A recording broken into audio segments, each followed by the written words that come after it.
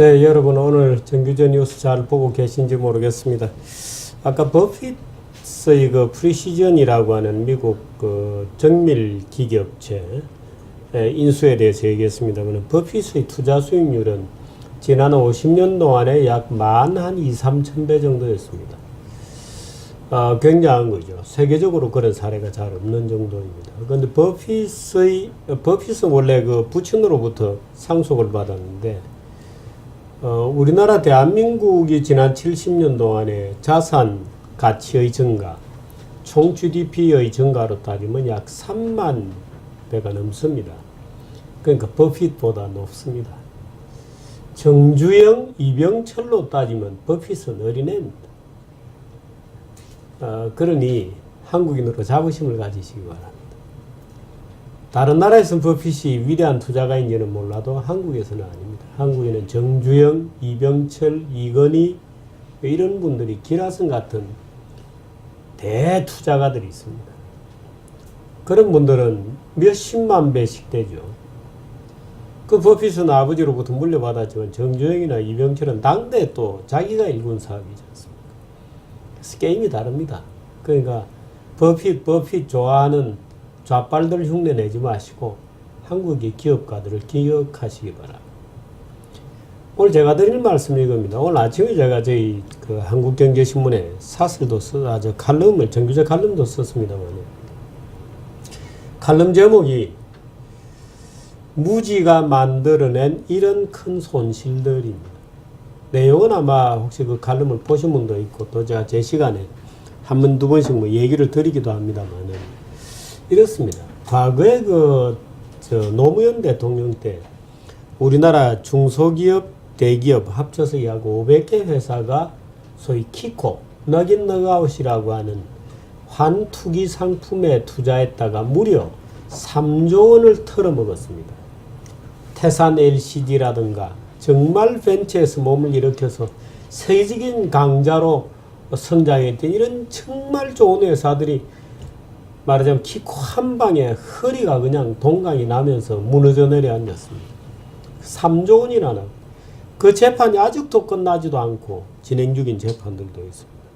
근데 사실은 저는 이 키코에 당했던 중소기업이라면 정말 키코에 당해서 고생하시는 분들에게는 죄송스러운 표현이지만 어째 그래 몰랐냐 이런 말을 좀 해주고 싶습니다. 뭐 당해도 싸다 이런 말은 너무 자극적인 것 같아서 참아 드릴 수가 없고, 어떻게 그렇게 몰랐습니까? 라는 말을 드리고 싶습니다. 물론 이제 미국의 월가에 근무하는 머리기름 쫙 바른 그 금발에 소위 IB에 근무하는 애들이 이제 커프스 버튼 탁 하고 까만 양복에 노란 넥타이 하고 쫙 빠다 바른 영어로 와가지고 이게 좋은 상품이다, 저게 좋은 상품이다, 여기에 투자해봐라, 저기에 투자해봐라 하고 꼬우면 넘어갑니다. 그 상품이 이해를 못해서 약간 뜨악한 표정을 지으면 걔들 눈치가 확 바뀌죠. 아주 너는 왜 그렇게 무식하냐는 경멸의 눈동자로 쓱 바뀌면은 뭣도 모르는 한국인들은 그거 좋은가 보구나 질문도 하면은 내가 혹시 질문을 하면 무식을 탄로날까봐 질문도 안 합니다. 오케이 그러고 사인하고 나중에 다 터지고 이럽니다. SK증권이 옛날에 그렇게 터졌죠. 태국에 소위 바트와 투자했다가 터졌습니다. 원화에 투자하는 키코라고 하는 것은 넉인 넉아웃이라는 이 환투기 상품도 캡이 씌워져 있지 않았습니다. 말하자면 리스크가 상방향으로는 리스크가 무한대로 열렸습니다. 그러니까 그 당시 왜 그랬냐, 노무현 시대에. 노무현이라는 이분이 경제에 대해서 잘 알지도 못하는 분이 입만 열면 미국을 욕을 했어요. 미국이 왜 저렇게 세계적인 강국인지 자기는 이해를 못하겠다. 미국은 무역 적자, 재정 적자를 엄청나게 보는 소위 쌍둥이 적자를 보는 깡패 국가 비슷하다는 이미지의 풍기면서 깡패 국가가 저렇게 잘 사는 것은 미 해병대라는 주먹이 있기 때문에 뭐 이런 생각을 아마 가졌던가 봐요. 그래서 미국은 알고 보면 허수아비다, 뭐 종이 껍데기 아니냐, 중국이 뜬다, 뭐 이런 식으로 이제 가벼운 참 막걸리집에서나 우리가 뒷골목 막걸리집에서나 할 수 있는 천박한 얘기를 그런 생각을 많이 가졌던 분이에요.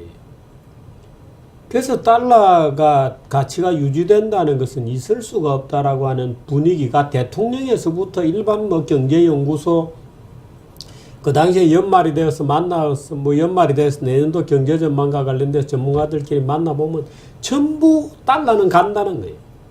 어떻게 가느냐? 지금 900 몇십 원인데 900원 깨고 내년에 가면 850원, 70원 깨고 850원도 깨고 미국에는 800원대까지 떨어질 수 있다. 달러 가치는 휴지가 되고 원화가 강세가 될 거다는 따위의.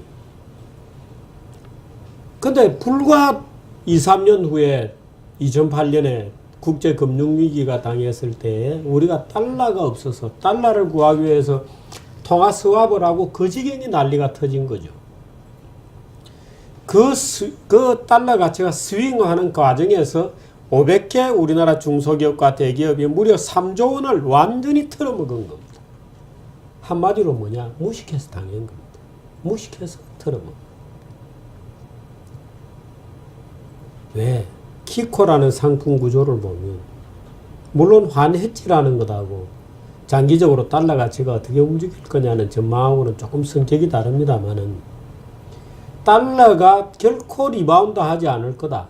무조건 밑으로 갈 거다는 것이 딱 그 구매에 맞춘 상품.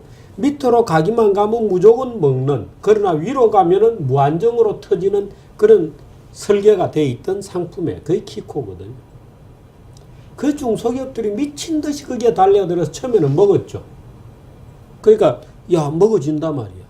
야 나도 이제는 환투기로 먹는 거구나. 뭐 월 가야 될 별거 아니야 하면서 이 넌 다 털어놓은 다 태산 LCD처럼 완전히 털어먹은 거. 한 입에 다 갖다 바친 거죠. 솔직히 말씀드리면 당해도 싸다.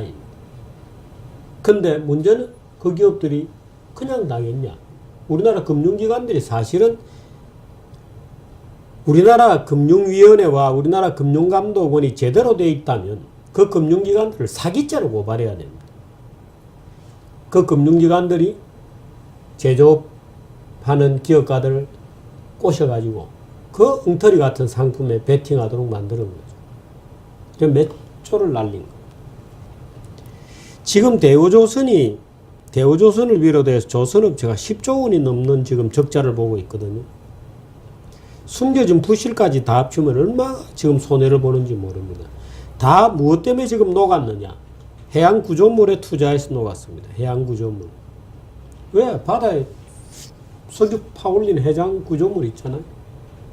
석유 시대가 영원할 거라고 생각하고 석유 가격은 떨어지지 않을 거라고 생각하고 이제야말로 우리가 중국 애들한테 배 만드는 건 넘겨주고 해양구조물 사업에 투자할 테다라는 판단으로 해양구조물 사업에 대거 뛰어들었다가 지금 다 날리고 있는 겁니다. 이 왜 날렸냐? 한마디로 무식했어요.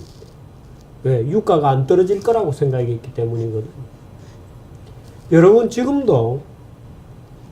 유가가 많이 떨어져 있습니다만은 유가가 그동안에 우리 길에 나가가지고 한국인 누구를 잡고 석유는 고갈되고 있습니까? 그렇습니까? 아닙니까? 하고 OX를 들고 줄을 서라 그러면 대한민국 거의 모든 사람이 석유는 고갈되고 있다라고 하는데 줄을 쓴다 이거. 근데 그 거짓말입니다. 우리나라 언론과 우리나라 소위 사이비 지식인들이 만들어낸 허구예요. 그 물론 유럽의 좌익들이 만들어낸 허구거든요. 그 로마 클럽 보고서다 뭐 이런 식으로 해가지고 자원 고갈론 자원 고갈론 다 거짓말입니다. 고갈되는 자원은 존재하지 않습니다. 무슨 말인지는 다음에 기회가 있으면 설명을 드리겠습니다만은 자원은 자연에 존재하는 것이 아니고 인간의 지식 속에 존재하는 겁니다.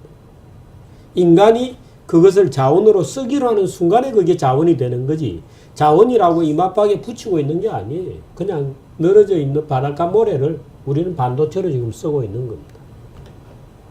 그런 것이죠. 있지도 않는 자원고갈론, 석유고갈론을 가지고 대한민국 국민 전부가 쏟고 뭐 텔레비만 보면 자원고갈론이에요. 유가 조금만 올라타면 자원이 고갈되고 석유가 피크 이론이 어떻고 뭐 그러니까 조선회사에 근무하는 탑에서부터 일선 실무자들까지 석유 사업에 우리가 해양 플랜트를 하면 그 석유가 이렇게 떨어지리라고는 누가 알았나요? 모르는 게 무식인 겁니다. 몰랐던 게. 미국에서 2006년부터 셰일 혁명이 나가지고 난리가 났거든요. 지금 전 세계를 움직이는 세계적인 변화도 셰일 혁명이라고 하는 기술 혁명입니다. 자연의 축복이 아닙니다. 셰일 혁명은. 그건 기술 혁명이 만들어낸 혁신 체제입니다. 자연의 축복 아닙니다. 기술 혁신입니다. 그 기술 혁신이 지금 세계의 새로운 패러다임을 만들어내고 있는 중이죠. 그래서 그럼 우리나라 조선회사들이 해양 구조물에서 왜 10조 넘게 터졌냐? 무식했어요. 무식했어요. 지금 자원개발에 이명박 정부에 13조 원을 투자하고 앞으로 지금 투자해 놓은 데서 할 수 없이 끌려가듯 또 앞으로 투자해서 터지게 될 돈이 15조. 합쳐서 그건 30조 가까운 돈을 자원개발에 쏟아 넣어서 지금 터졌거든요. 그건 뭐냐? 무식했습니다. 누가 무식했어? 이명박 대통령부터가 이명박 정부의 슬로건이 녹색 성장이었잖아요. 녹색 성장. 자원은 유한하고 끝나간다. 그러므로 이제 리뉴얼, 신재생 에너지로 가는 녹색 성장이 우리의 국정과제다. 하니까 당연히 자원개발을 해야죠. 그러고 리뉴얼로 가야 되죠. 리뉴얼에 녹색 예산 어마어마하게 들어갔다 지금 다 망했잖아요. 태양광이다 뭐다. 풍력 다 망했습니다. 돈을 얼마를 털어먹었는지 카운트가 안 될 정도예요. 이게 뭐냐? 그럼 왜 자원개발하는데 이렇게 더 떨어먹었냐? 지금 석유 가격이 150불 게 지금 얼마냐고요? 지금 현재 시점에 44달러 2.3. 오늘도 1.6% 지금 폭락하고 있습니다. WTI입니다. 44.23. 오늘 지금도 폭락하고 있어. 브렌트유 그 두 번째 칸에 있는 게 1.33% 떨어졌죠. 다 그렇습니다, 지금. 그 밑에 골드는 오늘 약간 올랐고, 실버, 코퍼, 농산물은 오늘 어떻게 됐나요? 콘 1.75%, 밀 1.09% 계속 떨어지고 있는 거예요. 왜? 달러 값이 올라가니까. 달러의 등가물이거든요. 달러 에퀴벌런트입니다. 골드 이런 거는. 근데 기름은 끝난다. 그러니까 자원개발 빨리 해서 지금이라도 기름값이 200달러, 300달러 가기 전에 우리가 돈을 쏟아부어서라도 열심히 확보해야 된다라는 생각. 그게 무식했던 겁니다. 안 그런 겁니다. 현실이 안 그런 겁니다. 자원은 고갈되지 않았어요. 석유 자원은 지금도 계속 늘어나고 있는 중입니다. 지구가 계속 석유를 만들어내냐고요? 아닙니다. 그건 나중에 가르쳐 드릴게요. 자원은 그렇게 쉽게 고갈되지 않습니다. 그런데 우리나라는 초등학교 애들 교과서에서부터 자원고갈론.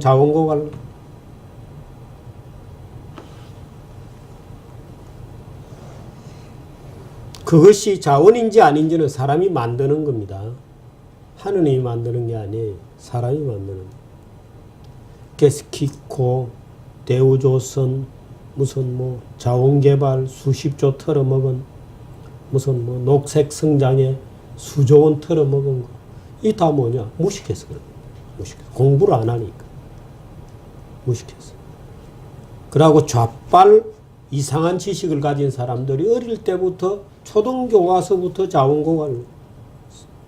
지금도 그렇습니다. 초중고등학교 교과서 보면 자원고갈입니다.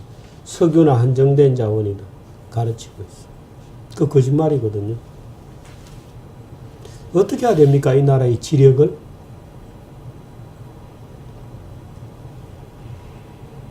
저도 이 나라 사람인데 이 나라의 이 무지해서 그 땀 흘려서 참 힘들게 벌어가지고 털어먹을 때는 너무 간단하게 털어먹으니 답답하잖아.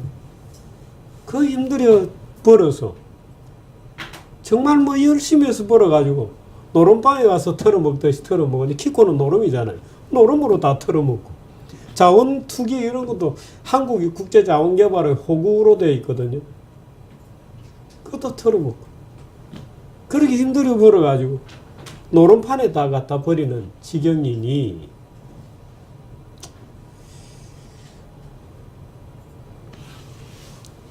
그렇습니다.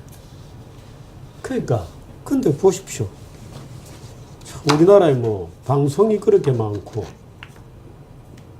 무슨 신문이 그렇게 많아도 최근에 달러 강세 제대로 뭐 국민들이 교육도 안 하고 전교조는 뭐 멍뚱한 거 가르치고 앉아 있고 그저 뭐 북한이나 쫓아다니고 그 세상이 어떻게 돌아가는지 김무성 새누리당 대표 얘기하는 거 보세요. 사건만 터지면 엉뚱한 얘기하고 있는. 야, 그 국민연금이 롯데 주식 많이 가지고 있다는데 국민연금에서 롯데 좀 혼 좀 내주면 안 돼? 이런 따위의 얘기는 하고 있고 그게 다음에 가장 유력한 대권 후보라는 분의 지력의 수준입니다. 지금 박근혜 대통령의 지력 문제 때문에 우리가 얼마나 많은 토론을 하고 있습니다.